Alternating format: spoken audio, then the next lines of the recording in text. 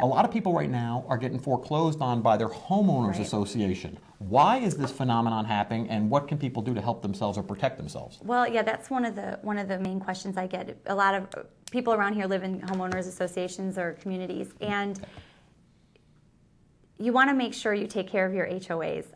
Homeowners associations can foreclose on you. It's very important to know that.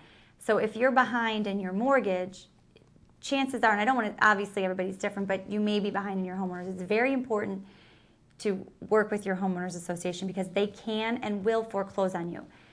Generally speaking, and only speaking what I've seen in my experience, is that they may not come and file a lawsuit as quickly. They will work with you, will get notices from your HOA, and they will try to work with you.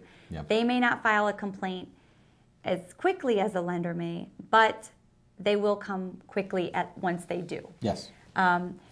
They want to get somebody in that property because they're not making any money if no one's paying the HOA. Right. So it's very important that your attorney knows. If you come see us or if you come see an attorney, make sure they know that there's this HOA out there. Because you give me a property address, I may not know off the top of my head that there's an HOA. You want to know how are you doing on your dues, paying your dues.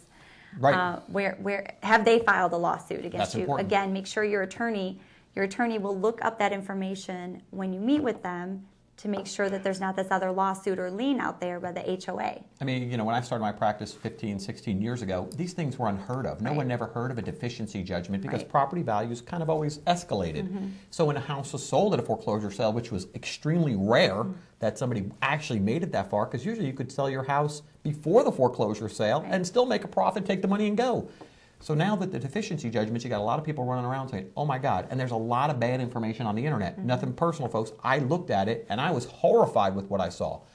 When you're thinking about anything Florida law related, be careful of the websites you're looking at. Don't look at a Georgia website for a deficiency judgment, or Utah. Or Ohio. Yeah, the law is different in every state. Florida is very, very particular, and even with our procedures, we may be different from what happens in Jupiter or in Tallahassee with local procedure. So you want to kind of narrow your search as much as possible to find out what's happening in the courts in your jurisdiction.